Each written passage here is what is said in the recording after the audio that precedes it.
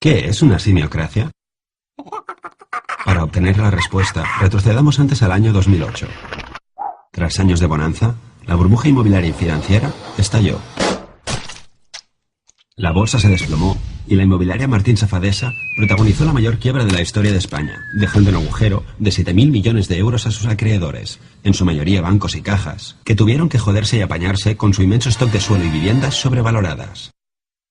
La economía empezó a resentirse. Y a lo largo del año, 1 millón de parados se sumaron a la cola del INE. Ah, cierto, y España ganó la Eurocopa para el regocijo de muchos, especialmente los jugadores, que pudieron facturar las primas por su victoria en Austria, sin que la Hacienda española rascara un céntimo. Llegó el 2009 y el presidente, en un arrebato keynesiano, anunció un ambicioso plan de estímulo incluyendo 8.000 millones de euros destinados a obra pública, que en su mayoría acabarían gastados en renovar aceras. El economista Keynes se revolvió en su tumba. ¡Así no! Desgraciadamente, la economía continuó empeorando y las cuentas del Estado empezaron a tambalearse. Y es que incluso el viejo truco de emitir deuda se estaba poniendo jodidamente difícil. Y para colmo, nuestra prima de riesgo se disparó. Al año siguiente, Zapatero acabó con la paciencia de los líderes europeos, que, temiendo tener que rescatar a España, le propusieron amablemente un giro en sus políticas. Y así empezaron las políticas de ajuste, que sentaron de cojones a la economía. Hacia julio, la tasa de paro rondaba ya los 4 millones de personas inactivas. Ah, sí, y se ganó el Mundial. El caso es que, si algo estrangulaba de verdad la economía, era la drástica reducción de los flujos de crédito por parte de la banca. Las empresas estaban fatal de lo suyo, sin liquidez por falta de préstamos, con crecientes facturas impagadas por parte de las administraciones y con un consumo doméstico en caída libre, puesto que las familias ya no podían compensar sus sueldos de mierda con más deuda. Lo raro en estas circunstancias era que el precio de la vivienda, en comparación con otros países con burbujas similares, cayera tan poco. ¿Pero por qué no bajas, jodida? Pues por muchas razones, y una de ellas se llama el maquillaje de balances.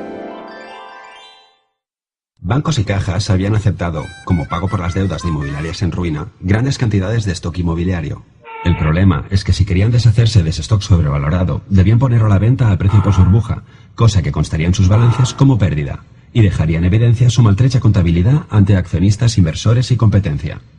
Así que hicieron lo contrario. Mantuvieron su stock a precio hinchado, contribuyendo a sostener los precios, y se dedicaron a refinanciar la deuda de las inmobiliarias ad infinitum, convirtiéndolas en auténticos muertos vivientes.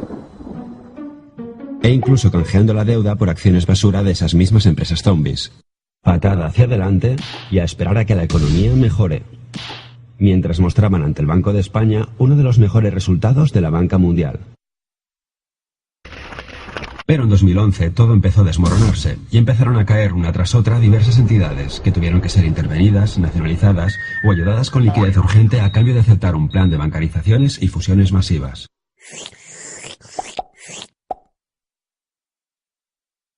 Que conllevaron una reducción de plantilla, pero paradójicamente mantuvieron las cúpulas directivas por duplicado o triplicado. No sabemos si para evitar que algún alto cargo destapara las prácticas cometidas hasta el momento, fruto del clásico triángulo pasional. Que si A designa los cargos directivos de C, que si C es a su vez accionista de I, que si I financia la campaña electoral de A, que si A hace un plan urbanístico a medida de I, que si C financia el proyecto de I con el aval de A, que si I reparte maletines entre A y C. Con la crisis, el amor interracial no cejó. Que si tú me compras deuda del Estado cuando nadie la quiere, que si yo rescato hasta la más ruinosa de las cajas, que si el Estado avala tu emisión de deuda, que si yo indulto a un alto cargo tuyo condenado a cárcel, que si tú perdonas una deuda millonaria de mi partido, que si yo te presto la fianza para no ir a prisión preventiva. Por otra parte, algunos sectores que se sobredimensionaron durante la burbuja llevan toda la crisis apañándoselas para mantener su inviable tamaño, ya sea dejando de pagar Hacienda, recurriendo al rescate del Estado o falseando sus cuentas una y otra vez, hasta convertir el sector público y financiero español en poco más que un atajo de insolventes que se prestan dinero los unos a los otros, haciendo que muchos inversores extranjeros prefieran arrancarse los ojos antes que prestar un solo céntimo a esta trupe de muertos vivientes. Mientras, nos acercamos a los 5 millones de parados y sufrimos un déficit descontrolado que obliga a más ajustes. Y ni siquiera el chorro de liquidez del Banco Central Europeo hacia nuestra banca ha conseguido hacer fluir el crédito hacia el resto, puesto que tras 4 años de patada hacia adelante, el agujero a tapar ya es descomunal. Es el problema de no amputar la gangrena a tiempo, que al final la convalecencia se alarga.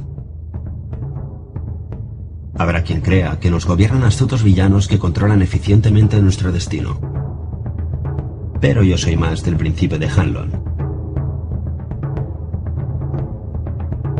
Vamos, que estamos gobernados por ineptos. ¡No! Y algún que otro simio.